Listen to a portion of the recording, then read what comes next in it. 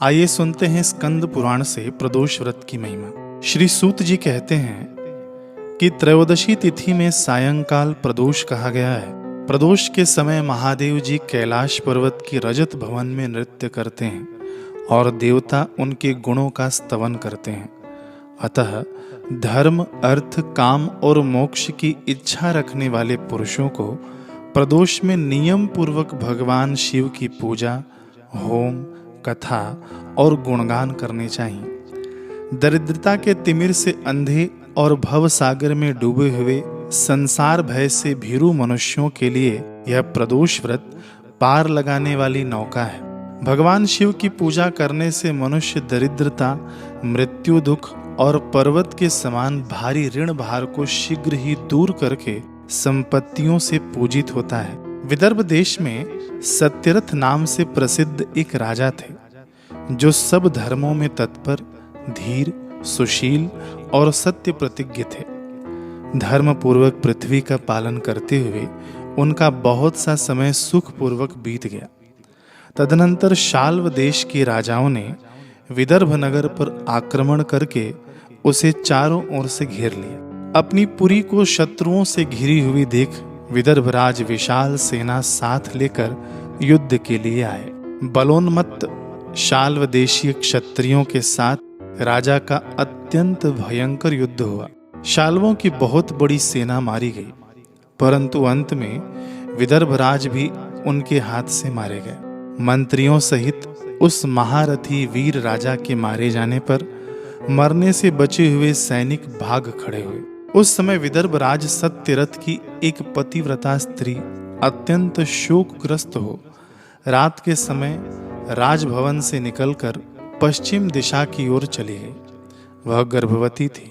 सवेरा होने पर धीरे धीरे मार्ग से जाती हुई उस साध्वी रानी ने बहुत दूर का रास्ता तय कर लेने के पश्चात एक स्वच्छ तालाब देखा और वह उसके किनारे शोभा पाने वाले एक छायादार वृक्ष के नीचे बैठ गई। भाग्यवश उसी निर्जन स्थान में वृक्ष के ही नीचे पतिव्रता रानी ने उत्तम गुणों से युक्त शुभ मुहूर्त में एक पुत्र को जन्म दिया। तत्पश्चात अत्यंत प्यास से व्याकुल हो वह सुंदर अंगों वाली रानी जलाशय में उतरी। इतने में ही एक बड़े भारी ग्राह ने यानी मगर ने आकर उसे अपना ग्रास बना लिया।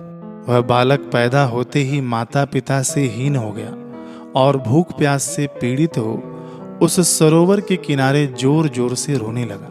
वह नवजात शिशु जब इस प्रकार क्रंदन कर रहा था, उसी समय भाग्यवश वहां एक श्रेष्ठ ब्राह्मणी आ पहुंची। वह भी अपने एक वर्ष के बालक को गोद में लिए हुए थी। ब्राह्मणी निर्धन और विधवा थी। घर घर भीख मांग कर जीवन निर्वाह करती थी। उसका नाम उमा था। उसी सती साध्वी ब्राह्मणी ने उस राजकुमार को देखा। उसे अनाथ की भांति क्रंदन करते देख उसने मन ही मन विचार किया, अहो, यह तो बड़े आश्चर्य की बात दिखाई देती है कि यह नवजात शिशु जिसकी नाल भी अभी तक नहीं कटी है पड़ा हुआ है। इसकी माता कहाँ चली गई? न इसका पिता है और न कोई बंधु बांधव है। यह दीन अनाथ बालक बिना बिस्तर के भूमि पर सो रहा है। यह चांडाल का पुत्र है या शूद्र का, वैश्य का बालक है या ब्राह्मण का, अथवा यह क्षत्रिय का शिशु है? इसका निश्चय कैसे किया जाए? मैं इस शिशु को उठाकर अपने सगे पुत्र की तरह अवश्य पालन कर सकती हूँ, परंतु यह किस कुल का है यह न जानने के कारण इसे छूने का साहस नहीं होता। वह पतिव्रता ब्राह्मणी जब इस प्रकार कह रही थी, उसी समय कोई सन्यासी महात्मा वहां आ गए। वे ऐसे जान पड़ते थे मानो साक्षात शंकर हों। उन श्रेष्ठ भिक्षु ने उस स्त्री से कहा, ब्राह्मणी, खेद न करो, हृदय की संशय वृत्ति दूर कर इस बालक की रक्षा करो। इसे तुम्हें शीघ्र ही परम कल्याण की प्राप्ति होगी। इतना कहकर वे दयालु भिक्षु तुरंत वहां से चले गए। उनके जाने के बाद ब्राह्मणी ने विश्वास पूर्वक उस बालक को लेकर अपने घर की ओर प्रस्थान किया। उस राजकुमार का ब्राह्मणी ने अपने बेटे के समान ही पालन पोषण किया। एक चक्रा नामक नगर में उस ब्राह्मणी का घर था। वह भिक्षा के अन्न से ही अपने पुत्र और राजकुमार को भी पालने लगी। ब्राह्मणों ने ब्राह्मणी के तथा राजा के भी पुत्र का संस्कार कर दिया। वे दोनों सर्वत्र सम्मानित होकर दिन दिन बढ़ने लगे। समय आने पर उनका उपनयन संस्कार हुआ। अब वे दोनों बालक एक साथ रहकर नियमों का पालन करने लगे। दोनों माता के साथ प्रतिदिन भिक्षा के लिए जाते थे। एक दिन वह ब्राह्मणी उन दोनों बालकों के साथ भिक्षा मांगती हुई दैव योग से देव मंदिर में गई। वहां बड़े बड़े ऋषि मुनि रहा करते थे। उन दोनों बालकों को देखकर परम बुद्धिमान शांडिल्य नामक मुनि ने कहा, अहो, दैव का बल बड़ा विचित्र है। कर्मों का उल्लंघन करना किसी भी जीव के लिए अत्यंत कठिन है। देखो ना, यह बालक दूसरी माता की शरण लेकर भिक्षा से जीवन निर्वाह करता है। इस ब्राह्मणी को ही श्रेष्ठ माता के रूप में पाकर ब्राह्मण बालक के साथ ब्राह्मण भाव को प्राप्त हो गया है। शांडिल्य मुनि का यह वचन सुनकर ब्राह्मणी को बड़ा विस्मय हुआ। उसने भरी सभा में मुनि को प्रणाम करके पूछा कि ब्राह्मण, एक सन्यासी के कहने से मैं इस बालक को अपने घर ले आई हूँ। यद्यपि अभी तक इसके कुल का पता नहीं लगा, तथापि मैं पुत्र की भांति इसका पालन पोषण करती हूँ। आप ज्ञान के नेत्रों से देखते हैं, अतः आपसे मैं यह जानना चाहती हूँ कि यह बालक किस कुल में उत्पन्न हुआ है और इसके माता पिता कौन है। मुनि बोले, यह विदर्भ देश के राजा का पुत्र है। इतना कहकर मुनि ने उस बालक के पिता के युद्ध में मारे जाने का तथा उसकी माता के ग्राह द्वारा ग्रस्त होने का सब समाचार पूर्ण रूप से बतलाया। यह सुनकर ब्राह्मणी को और भी आश्चर्य हुआ। अतः उसने फिर प्रश्न किया, महामुनि, वे राजा संपूर्ण भोगों को छोड़कर युद्ध में क्यों मरे और इस बालक को दरिद्रता कैसे प्राप्त हुई? अब दरिद्रता को पूर्णतः नष्ट करके यह पुनः राज्य कैसे प्राप्त करेगा? मेरा यह पुत्र भी भिक्षान्न से ही जीवन निर्वाह करता है, अतः इसकी दरिद्रता के निवारण का भी क्या उपाय है, यह बताने की कृपा करें। शांडिल्य ने कहा, इस राजकुमार के पिता विदर्भराज पूर्व जन्म में पांड्य देश के श्रेष्ठ राजा थे। वे सब धर्मों के ज्ञाता थे और संपूर्ण पृथ्वी का धर्म पूर्वक पालन करते थे। एक दिन प्रदोष काल में राजा भगवान शंकर का पूजन कर रहे थे और बड़ी भक्ति से त्रिलोकीनाथ महादेव जी की आराधना में संलग्न थे। उसी समय नगर में सब ओर बड़ा भारी कोलाहल मचा। उस उत्कट शब्द को सुनकर राजा ने बीच में ही भगवान शंकर की पूजा छोड़ दी और नगर में क्षोभ फैलने की आशंका से राजभवन से बाहर निकल गए। इसी समय राजा का महाबली मंत्री शत्रु को पकड़कर उनके समीप ले आया। वह शत्रु पांड्य राज का ही सामंत था। उसे देखकर राजा ने क्रोधपूर्वक उसका मस्तक कटवा दिया। शिव पूजा छोड़कर नियम को समाप्त किए बिना ही राजा ने रात में भोजन भी कर लिया। इसी प्रकार राजकुमार भी प्रदोष काल में शिव जी की पूजा किए बिना ही भोजन करके सो गया। वही राजा दूसरे जन्म में विदर्भराज हुआ था। शिव जी की पूजा में विघ्न होने के कारण शत्रुओं ने उसको सुख भोग के बीच में ही मार डाला। पूर्व जन्म में जो उसका पुत्र था वही इस जन्म में भी हुआ है। शिव जी की पूजा का उल्लंघन करने के कारण यह दरिद्रता को प्राप्त हुआ है। इसकी माता ने पूर्व जन्म में छल से अपनी सौतन को मार डाला था। उस महान पाप के कारण ही वह इस जन्म में ग्राह के द्वारा मारी गई। मैं सत्य कहता हूँ, परलोक में हित की बात कहता हूँ, शास्त्रों का सार एवं उपनिषदों का हृदय कहता हूँ। इस भयंकर असार संसार को प्राप्त हुए जीव के लिए ईश्वर के चरणावृंदों की सेवा ही सार वस्तु है। जो प्रदोष काल में अनन्य चित्त होकर परमेश्वर के चरणारविंदों की पूजा करते हैं, वे इसी संसार में सदा बढ़ने वाले धन धान्य, स्त्री पुत्र, सौभाग्य और संपत्ति के द्वारा सबसे बढ़कर होते हैं। ब्राह्मणी, यह तुम्हारा पुत्र पूर्व जन्म में उत्तम ब्राह्मण था। इसने सारी आयु केवल दान लेने में बिताई है, यज्ञ आदि सत्कर्म नहीं किए हैं, इसलिए यह दरिद्रता को प्राप्त हुआ है। उस दोष का निवारण करने के लिए अब यह भगवान शंकर की शरण में जाए। सूत जी कहते हैं कि मुनि के इस प्रकार कहने पर साध्वी ब्राह्मणी ने उन्हें प्रणाम करके शिव पूजन की विधि का क्रम पूछा। तब शांडिल्य जी बोले, दोनों पक्षों की त्रयोदशी को मनुष्य जब निराहार रहे तब सूर्यास्त से 3 घड़ी पहले स्नान करे, फिर श्वेत वस्त्र धारण करके धीर पुरुष संध्या और जप आदि नित्य कर्म की विधि पूरी करके मौन हो शास्त्र विधि का पालन करते हुए भगवान शिव की पूजा प्रारंभ करे। भगवत विग्रह के आगे की भूमि को नए निकाले हुए शुद्ध जल से भली भांति लीप पोत कर सुंदर मंडल बनवावे। धौत वस्त्र आदि के द्वारा उस मंडल को सब ओर से घेर दे। ऊपर से चंदोबा आदि लगाकर फल फूल और नवीन अंकुरों से उसको सजावे। मंडल के मध्य की भूमि में 5 रंगों से युक्त विचित्र कमल अंकित करके उसी पर सुस्थिर एवं उत्तम आसन बिछाकर बैठे और हृदय में भक्ति भाव से युक्त हो पूजा की सब सामग्री एकत्र करे। फिर पवित्र भाव से शास्त्रोक्त मंत्र द्वारा देवपीठ को आमंत्रित। तत्पश्चात क्रमशः आत्मशुद्धि और भूत शुद्धि आदि करके 3 प्राणायाम करें। उसके बाद विंदु युक्त बीजाक्षरों के द्वारा विधि पूर्वक मात्र कन्यास करें। तदनंतर परादेवता का ध्यान करके मात्र कन्यास की विधि पूरी करें।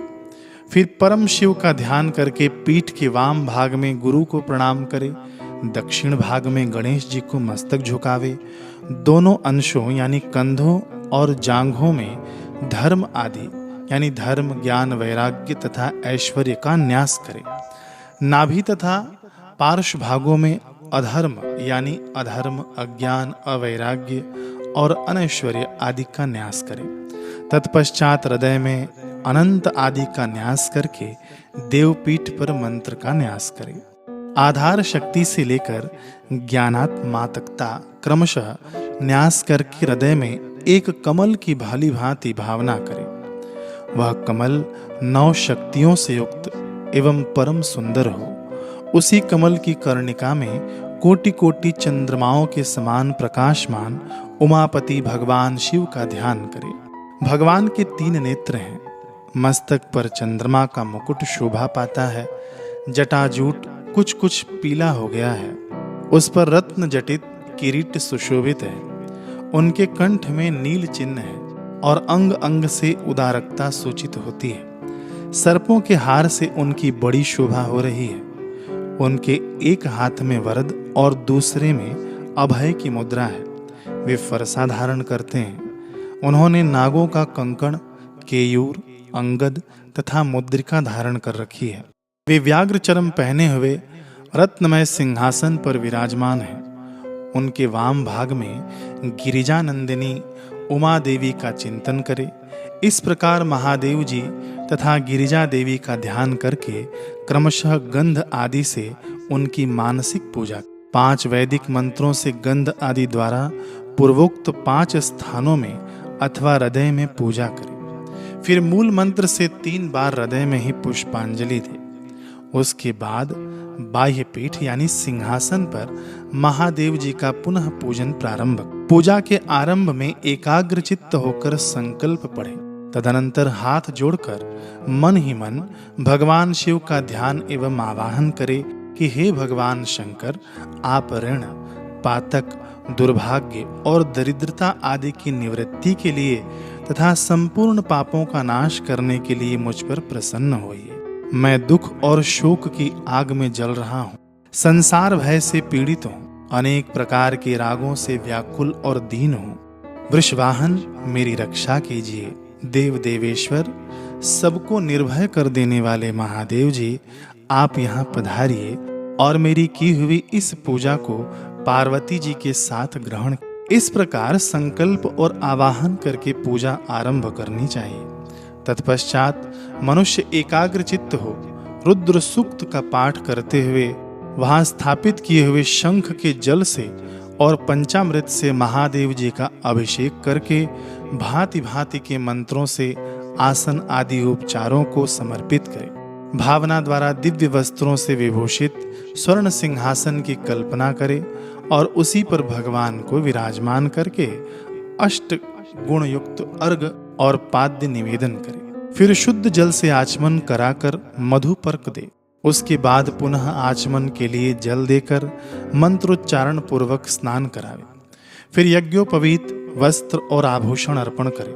परम पवित्र अष्टांग युक्त चंदन चढ़ावे। बिल्व, मदार, लाल कमल, धतूर, कनीर, सनैका फूल, चमेली, कुशा, अपामार्ग, तुलसी, जूही, चंपा, भटकैया और करवीर के फूलों में से जितने मिल जाएं, उन सबको शिव उपासक भगवान शिव पर चढ़ावे।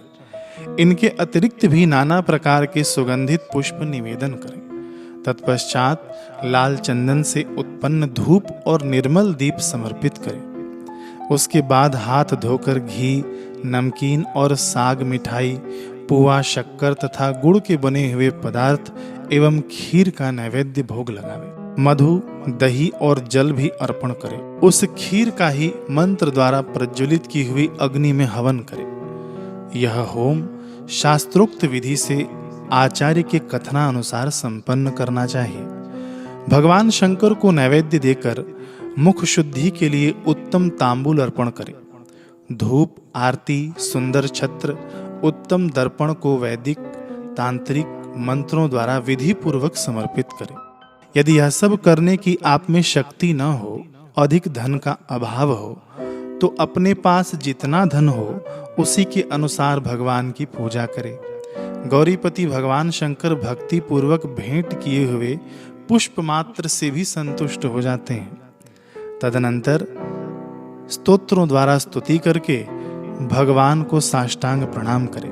फिर परिक्रमा करके पूजा समर्पित करने के पश्चात विधि पूर्वक श्री गिरिजापति की प्रार्थना करें। प्रार्थना इस प्रकार है कि हे देव जगन्नाथ, आपकी जय हो।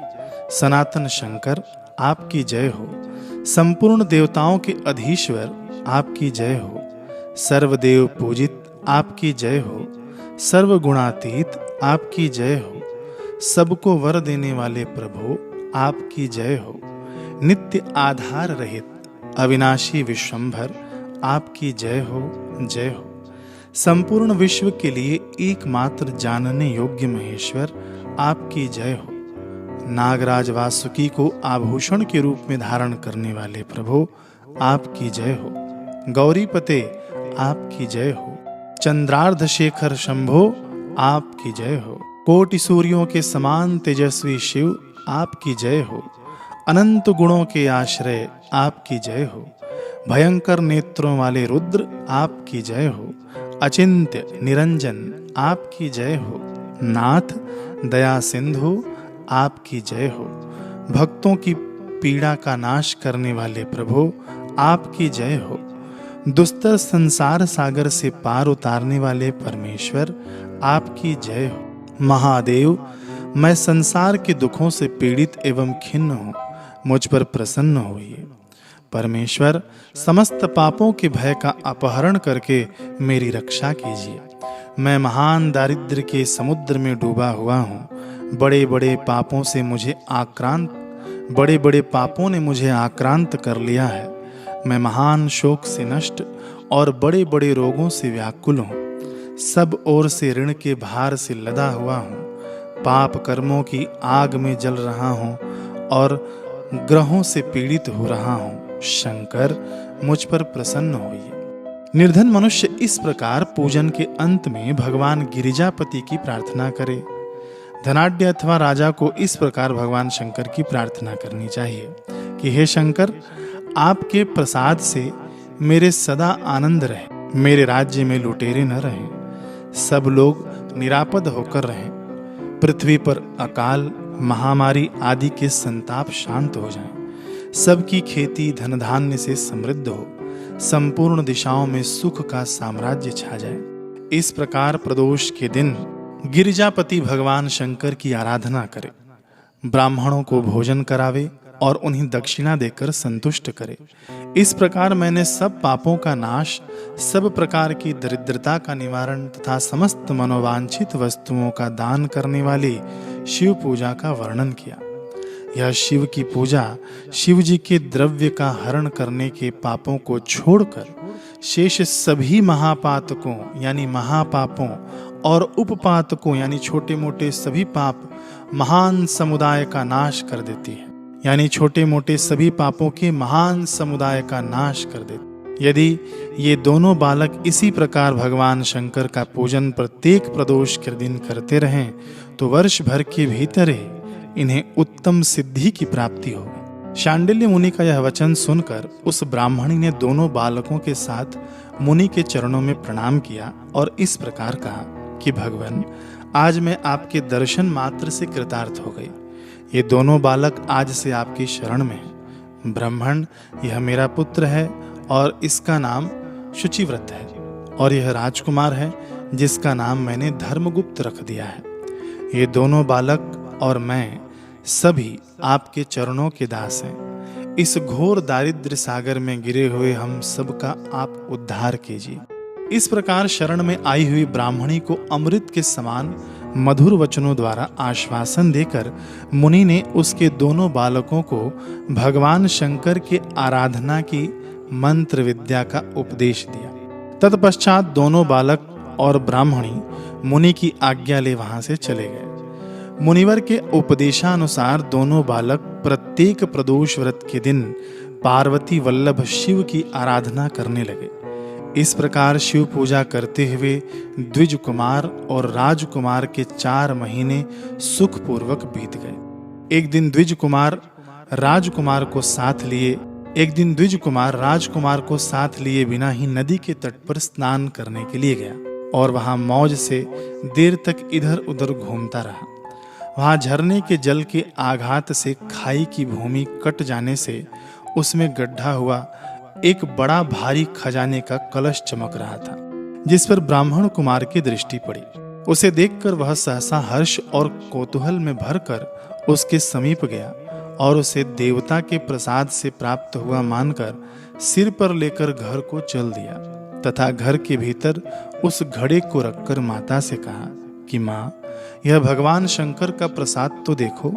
उन्होंने दया करके घड़े के रूप में यह खजाना दिलवा दिया। तब उस पतिव्रता ब्राह्मणी ने राजकुमार को भी बुलाकर कहा कि पुत्रों, इस खजाने के घड़े को तुम दोनों आपस में बराबर बराबर बांट लो।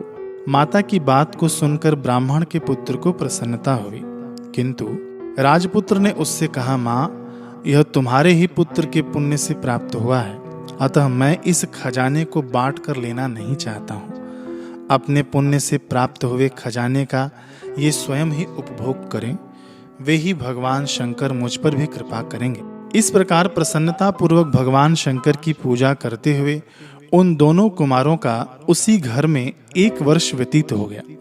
एक दिन राजकुमार उस ब्राह्मण कुमार के साथ वसंत ऋतु में वन में भ्रमण करने के लिए गया। कुछ दूर जाने पर उन्होंने सैकड़ों गंधर्व कन्याओं को परस्पर क्रीड़ा करते हुए देखा। उन्हें देखकर ब्राह्मण कुमार ने दूर से ही राजकुमार से कहा, यहाँ से आगे जाना उचित नहीं है, क्योंकि उधर स्त्रियां विहार कर रही हैं। स्वच्छ अंतःकरण वाले विद्वान पुरुष स्त्रियों का सामीप्य त्याग देते हैं। ये रमणियां छल करने वाली तथा वाणी द्वारा अनुनय विनय करने में कुशल हैं। ये पुरुषों को अपनी दृष्टि मात्र से मोहित कर लेती हैं। इसलिए अपने धर्म में तत्पर ब्रह्मचारी कभी स्त्रियों के समीप जाकर उनके साथ वार्तालाप न करें। ऐसा कहकर ब्राह्मण कुमार लौट पड़ा और दूर जाकर खड़ा हो गया, किंतु राजकुमार अकेला ही निर्भय होकर स्त्रियों की उस क्रीड़ा स्थली की ओर चला गया। उन गंधर्व कन्याओं में से एक ने राजकुमार को आते देख मन ही मन कुछ विचार किया और सखियों से कहा, सहेलियों, यहाँ से थोड़ी ही दूर पर एक उत्तम वन है। वहाँ विचित्र चंपा, अशोक, पुन्नाग और वकुल आदि वृक्ष खिले हुए हैं। वहाँ जाकर तुम सब लोग फूल तोड़ो, तब तक मैं यहीं बैठी हूँ। तुम फूलों का संग्रह करके पुनः यहाँ आ जाना। उसके इस प्रकार आदेश देने पर सखियां वन के भीतर चली गईं और वह गंधर्व कन्या राजकुमार पर दृष्टि लगाए वहीं खड़ी रही। उसे देखकर राजकुमार कामदेव के बाणों से पीड़ित हो गया। गंधर्व कन्या ने अपने पास आए हुए राजकुमार को बैठने के लिए कोमल पल्लवों का आसन दिया और पूछा, कमल नयन, तुम कौन हो? किस देश से यहाँ आए हो और किसके पुत्र हो? इस प्रकार पूछने पर राजकुमार ने अपना पूरा परिचय बतलाया कि मैं विदर्भ राज का पुत्र हूँ। मेरे पिता माता बचपन में ही मर गए। शत्रुओं ने मेरे राज्य पर अधिकार जमा लिया है और मैं दूर के राज्य में गुजारा करता हूँ। ये सारी बातें बताकर राजकुमार ने उस गंधर्व कन्या से पूछा कि सुंदरी, तुम कौन हो? यहाँ तुम्हारा क्या कार्य है और तुम किसकी पुत्री हो? उनके इस प्रकार पूछने पर कन्या ने कहा, महाराज कुमार, एक द्रविक नामक गंधर्व हैं जो समस्त गंधर्व कुल के अगुआ माने जाते हैं। मैं उन्हीं की पुत्री हूँ और मेरा नाम अंशुमति है। सब सखियों को छोड़कर मैं यहाँ अकेली हूँ। मैं तुम्हारी अभिलाषा जानती हूँ। तुम्हारा मन मुझ में आसक्त हो गया है। इसी प्रकार दैव ने मेरे मन में भी तुम्हारे लिए उत्कंठा भर दी है। अब हम दोनों का स्नेह कभी भंग नहीं होना चाहिए। ऐसा कहकर गंधर्व कुमारी ने शीघ्र ही अपने गले से मोती का हार निकालकर प्रेम पूर्वक राजकुमार को भेंट किया। उस अद्भुत हार को देखकर राजकुमार ने पूछा, भीरू, मैं एक बात कहता हूँ। मैं राज्यहीन और निर्धन हूँ। तुम मेरी प्रिया कैसे होना चाहती हो? मूर्ख स्त्री की भांति पिता की आज्ञा का उल्लंघन करके अपनी इच्छा के अनुसार आचरण क्यों करती हो? यह सुनकर गंधर्व कन्या ने कहा, प्रियतम, आपका कहना ठीक है। मैं पिता की आज्ञा के विरुद्ध नहीं करूंगी। आप इस समय घर को पधारें और परसों प्रातःकाल पुनः यहीं दर्शन दें। आपसे कुछ हमारा कार्य है। इतना कहकर वह गंधर्व कन्या अपनी सखियों के आ जाने से उनके साथ चली गई और राजकुमार भी हर्षपूर्वक ब्राह्मण कुमार के समीप लौट आया। उसने द्विजपुत्र से सब बातें बताई और उसके साथ घर को प्रस्थान किया। वहां पतिव्रता ब्राह्मणी को भी यह शुभ समाचार सुनाकर राजकुमार ने प्रसन्न किया तथा पूर्व निश्चित समय आने पर वह पुनः द्विजपुत्र के साथ वन में गया। नियत स्थान पर पहुंचकर राजकुमार ने देखा कि गंधर्वराज और उनकी कन्या दोनों उपस्थित हैं। गंधर्वराज ने वहां आए हुए दोनों कुमारों का अभिनंदन किया और सुंदर आसन पर बिठाकर राजपुत्र से कहा, विदर्भ राजकुमार, मैं कल कैलाश पर्वत गया था। वहां मैंने पार्वती जी के साथ महादेव जी के दर्शन किए। देवेश्वर भगवान शिव करुणारूपी अमृत के सागर हैं। उन्होंने मुझे बुलाकर सब देवताओं के समीप इस प्रकार कहा कि पृथ्वी तल पर धर्मगुप्त नाम से प्रसिद्ध एक राजकुमार है जो इस समय अकिंचन है। उसका राज्य छिन गया है। शत्रुओं ने उसके देश को अपने अधिकार में कर लिया है। अब वह बालक अपने गुरु की आज्ञा से सदा मेरी आराधना में संलग्न रहता है। उसी के प्रभाव से आज उसके समस्त पितर मेरे स्वरूप को प्राप्त हो गए हैं। गंधर्व श्रेष्ठ, तुम भी उस राजकुमार की सहायता करो। अब वह शत्रुओं को मारकर अपने राज्य सिंहासन पर आसीन हो जाएगा। महादेव जी के इस प्रकार आज्ञा देने पर मैं अपने घर को आया। यहाँ इस मेरी कन्या ने भी तुम्हारे लिए बहुत प्रार्थना की। यह सब परम दयालु भगवान शिव की प्रेरणा से ही हो रहा है। ऐसा समझकर मैं इस कन्या को साथ लेकर आया हूँ। अतः अपनी पुत्री अंशुमति को मैं तुम्हें पत्नी रूप में देता हूँ और भगवान शिव जी की आज्ञा से शत्रुओं को मारकर तुम्हें तुम्हारे राज्य पर बिठाऊंगा। अपने उस नगर में तुम अपनी इस धर्म पत्नी के साथ 10,000 वर्षों तक मनोवांछित सुख भोग कर अंत में भगवान शिव के लोक में जाओगे और वहां भी मेरी यह कन्या तुम्हारी ही सेवा में प्रस्तुत रहेगी। इस प्रकार कहकर गंधर्व राज ने उसी वन में राजकुमार के साथ अपनी पुत्री का विवाह कर दिया और दहेज में परम उज्ज्वल रत्न भार भेंट किया।